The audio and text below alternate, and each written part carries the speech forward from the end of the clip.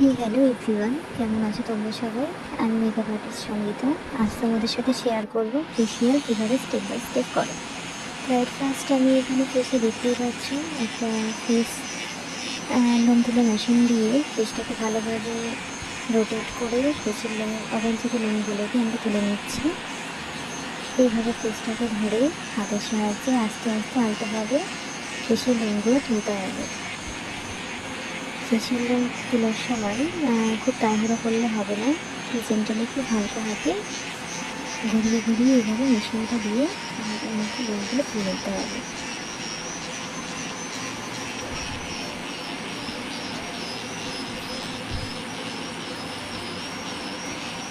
এইভাবে আস্তে আস্তে মুখে লোমগুলোকে তুলে নেব।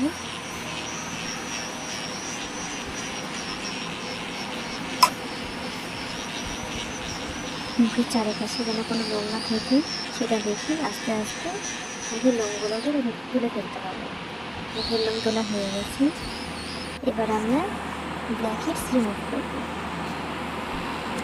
নাকের পাশে সাধারণত আমাদের ব্ল্যাক হেডস, হোয়াইট হেডস এইসব থাকে, তো সেটাকে রিমুভ করার জন্য নাকের প্রথমে আমরা জেল লাগিয়ে নেব। অ্যালোভেরা জেল লাগালে খুব ভালো হয়। তো নাকের সাইডে আমরা অ্যালোভেরা জেল লাগিয়ে নিয়েছি। অ্যালোভেরা জেল লাগালে কী হয়, আমাদের নাকের পাশে তো ব্ল্যাক হেডস, হোয়াইট হেডস থাকে, তো সেই জায়গাটা নরম হয়ে যায়।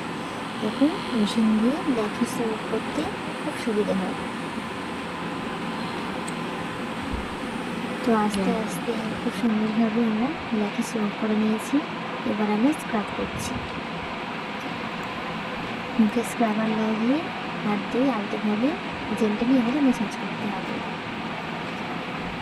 খুব তাড়াহুড়ো করে ম্যাসাজ করা যাবে না, আস্তে আস্তে ম্যাসাজটা করে নেব। স্ক্রাবার দিয়ে ম্যাসাজ করলে মুখের ব্ল্যাক হেডস রিমুভ হয়। এরপর ডিট্যান প্যাক লাগিয়ে নেব।